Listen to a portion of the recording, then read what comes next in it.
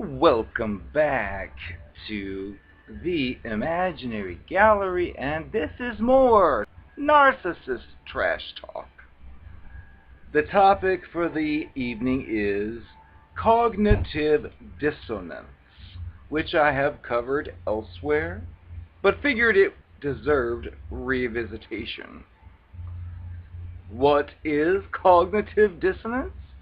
Well, according to the Wikipedia version, is in psychology, cognitive dissonance is the mental stress or discomfort experienced by an individual who holds two or more contradictory beliefs, ideas, or values at the same time.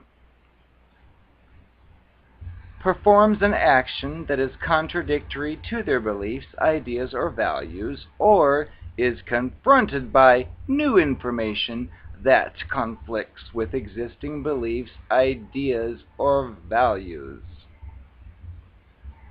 Well, cognitive dissonance is also a side effect of dealing with a cluster B / narcissistic personality disordered monster. What I've noticed as far as cognitive dissonance when dealing with cluster B people is your brain has trouble accepting two different contradictory ideas or beliefs. Like, for non-related example would be, you've got a brand new teacher in your school and you think she's an evil witch. However, on several occasions she does things that indicate she's gone out of her way to ensure your comfort. So your brain has trouble balancing between, well, she's an evil witch because of this, but wait, she's nice because she did that, and it puts you in a state of cognitive dissonance, which, when related to the cluster B monsters, it appears to be their goal. Because if you're in that state mentally, then you are more easily manipulated. So keep that in mind. An example of cognitive dissonance in action would be, you've met the man or the woman of your dreams, so you think, and during your discussions, you've made it clear, let's just say, that you are really against a certain thing. Let's just say it's, to be simple, which I've used before, but you're really against littering on the planet. So you don't even say, hi, my name's so-and-so, I'm against littering on the planet. Instead, it just comes out when you're interacting together, like you're sitting together at a restaurant table and you just took your gum out of your purse or your pocket and you put the gum in your mouth and you've got this little wrapper. You say, oh, hold on, and you run off to the trash can and throw it in. Well, you don't have to say, hi, I'm very conscious of the environment and littering. You just do it. Well, the narcissistic personality monster is watching this, and it's calculating in their brain that, ooh, this person really values not littering. What will often happen is your narcissistic mate will mirror you and say, oh, I feel the same way. I once did this or did that to make sure this piece of litter didn't get thrown off to the street, and whatever the case is. So that they're trying to build their image of their impression management So you think, wow, this person thinks the same way I do. Fast forward a little bit down the line, and let's say you've had multiple discussions of this, and you've heard this person, anytime they have the chance, tell you just how they sacrifice their own comfort for the sake of preventing this environment of having more pollution in it. And you start to think, oh, okay, well, I've met somebody who shares my beliefs about littering. How nice. Well,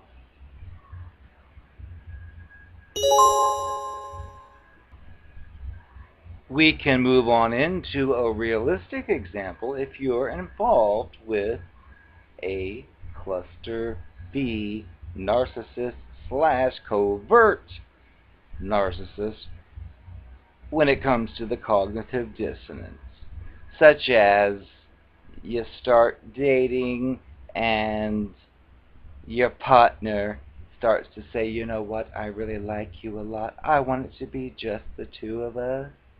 And you're like, oh, really, that's flattering? But this partner starts to tell you how important it is for you to be satisfied with him or her. And this carries on for a while, and you go along with it, and you start to get the idea that you're dating an old-fashioned type person who really values you, and this person regularly confirms this with words, so you have no choice but to think, well, this is all I'm hearing. This person really likes me. But eventually, something just doesn't add up correctly, and it would appear that this wonderful knight or queen in shining armor is up to something behind your back. Well, you know in your brain, because of all of your conversations, there's no way he or she could run off with someone else. That night, for example, that there was no response on the phone calls, and it acted like everything was great the next day. So your brain has been conditioned to believe that you're dating someone who is there for you and you only. Yet, the reality is, wait a second, he or she's unaccounted for, and it's fishy. Well, this is one of their trademark talents, which is to create cognitive dissonance in you and then use it for further abuse. But in this circumstance, you've heard all the discussions. In fact, there have been times when maybe someone talked with you and you talked back and you were told that's flirting, that's cheating, you shouldn't do it. So you've like adjusted your ways of behaving, yet it appears that this wonderful knight or queen in shining armor is absent at specific times. And it makes you think that something may be going on. Well, normally what happens is you'll express this thought. You'll be like, hey, cluster B fool, I know you always tell me how I should just be happy with you, but I can't help but notice you've been gone overnight several times and unavailable. Is something going on that I should know about? And of course you'll be told, no, you're paranoid, how dare you, and blah blah blah. Let's just forsake all the details because you know how it is. After time passes, pieces of evidence surface that indicate something is up. Well, here you are with your belief of, I've got somebody who's really interested in me and me only, I'm so happy. Yet this other thing happens where it's disappearing. It's not answering phone calls. It's not there. And you start to think, you know what, I think something is happening. Well, you're already starting to enter into the cognitive dissonance because you've already got the established idea of what or who you're dealing with, and these other thoughts just don't fit. So when it escalates and you continuously notice such strange behaviors of disappearances that never existed before, what'll happen is you'll slowly maybe spy, maybe check up on, or ask around and learn more and more things that basically deteriorate your initial impression of this person. So you're, again, stuck in this cognitive dissonance, thinking he or she made it clear this would never happen, but it seems to be what is happening. And you're like caught in between because your brain cannot process it's a great person, it's a horrible person. It can't be both. So what typically happens is you may start to confront the cluster bead monster and say, look, I think something's going on, and here's why. And you'll give your reasons, you'll give your perceptions as far as what you've experienced, and you always answer my calls when I call you, but now for 10 different times you haven't, and so on. And the person, of course, will tell you, oh, you're being silly. That's not true. And then basically it'll be like a long-term argument where you keep trying to give your views as far as, wait, but I still can't accept this because what about that one night when, blah, blah, blah, and you'll get the same, I can't believe you would even suspect this. And they'll go into so much depth and detail about how horrible you are for even suspecting that they would be anything other than what they're presenting to you. And of course this builds up over time. Well, eventually, as it always seems to happen, something breaks the camel's back and you actually find out that, yes, for all this time you were suspicious. Something fishy was happening. Well, in most normal or non-disordered people, we would think back to all those arguments about how nothing was going on when we suspected it was. And so when finally we discover it actually was, well, we're expecting like an avalanche of emotion. We're expecting an avalanche of, oh my God, I made a big mistake. Oh, I did lie. Oh, but you do not get that with the cluster B. And this is what's contributing to your abuse, because you're already experiencing the cognitive dissonance where you are taught this it's one way, but then you're seeing it's the other way. And what's sickening is, once the cat is finally out of the bag, you were like thinking, oh my God, I knew it. All this time I knew this fishy stuff was going on, and now we just uncovered it. Well, let me know what the deal is. And you're looking for like a detailed, in-depth explanation, and guess what? It doesn't come. You don't get it. You get instead, oh, well, so what? Yes, I did lie about that, but so what? You did whatever you did, and that is like wrong answer, because you're thinking like you're a real person, and if you have a strong belief about something and you repeat it repeatedly, you know that you're strongly feeling this way, and you're thinking about this person, or non-person as we should call it, how all those months, all those years, it would be like, I wouldn't do that, how dare you think I would, and now you found out it did do it, and the only response you get is, oh yes, well I lied about that, well so what? You had done whatever you had done, and it's like, is that it?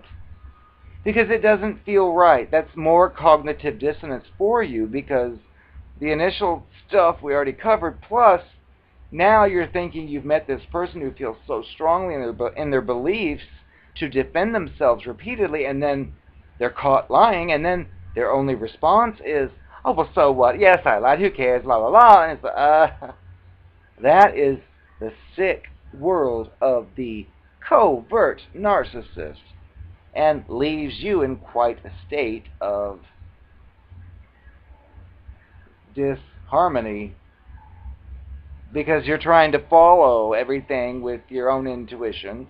You had your suspicion, you were told you were wrong, and then you found out you were right, and then you're expecting like a big, long, detailed discussion, and it doesn't happen.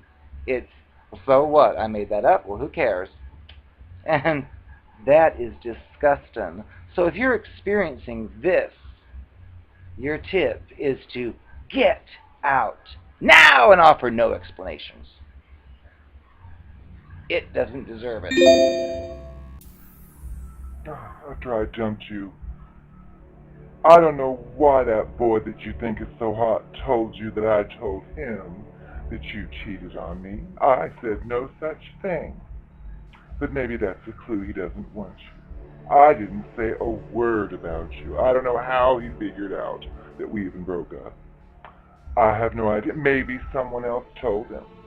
I don't know. Don't ask me. I don't know where people get the information that they get. Don't blame me for it, though. Look, I told you. I didn't tell anyone anything.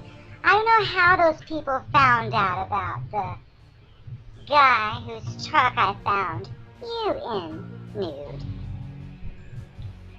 I didn't reverse the story. I don't know where it came from. Don't look at me. Just stop smearing my name. I haven't said a word about you. All I've done is told people. It just didn't work. Quit telling people I cheated. Quit telling people I'm a lesbian, or you'll be in for it. I'll see to it that you never date again. Look, I'm only gonna tell you one more time. Quit smearing my name to anybody and everybody you talk to. I don't want anyone else. I just want to be alone.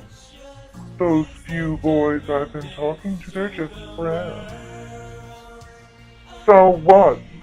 I slept on the couch at his house. I didn't do anything. You have a dirty mind. What is wrong with you? Look, I'll make you a deal. Keep your mouth shut, and maybe I'll let you see me without my shirt on again, and you can suckle what you love. Otherwise, knock it off. Just knock it off. See, you never changed. That's one of the reasons why I dumped you. You're so distrustful. I don't know who that guy was, but said he missed me. He must have thought I was someone else. I look like several people. You should know that. Everyone looks like everyone else. So give me a break, and please, stop smearing my name or you will be sorry. I guarantee it. Oh.